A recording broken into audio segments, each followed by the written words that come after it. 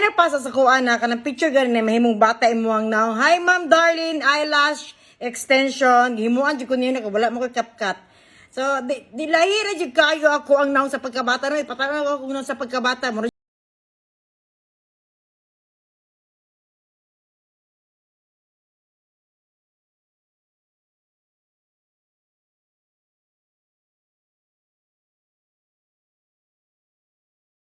Ano jud cute akong anak no na.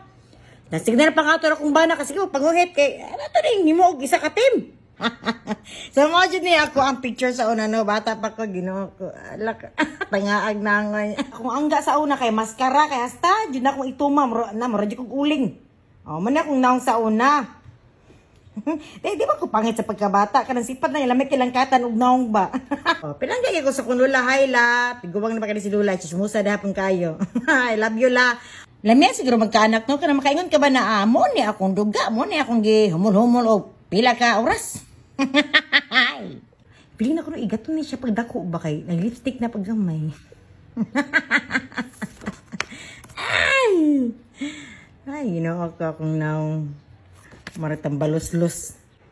Kaya makanahon ako ba, siguro no, kung ako'y anak no, lahi siguro kung kinabuhi ron, siguro dili siguro kung si tawag na influencer ko no, ng vlog ko no, di siguro.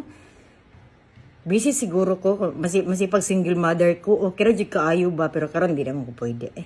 Sa akong pangidaron karon na 37, di na ko pwede mag-anak-anak ko eh. Okay, awa, 37, mag-38 ko, sunod, 1 year na ako napakita ng laki. Napag niya dugsing-dugsing niya na, mabuntis ko na, 39 ako, mga anak ko 40. Niya mag-anak ko 40. Kung mag 10 years old akong anak, 50 na ako.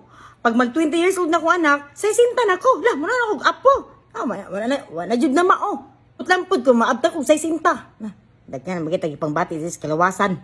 Usay maibog ko sa mga anak kay makana ko ba na naay pulos ang ilang paningkamutan diri sa kalibutan. Makana ko, wapo ko anak niya. Usay paningkamutan ako kung sarili. Di puta mahalin dis Davao. Di juta mahalin dis Davao ay. Asam na dapit na pagitaw ng laki.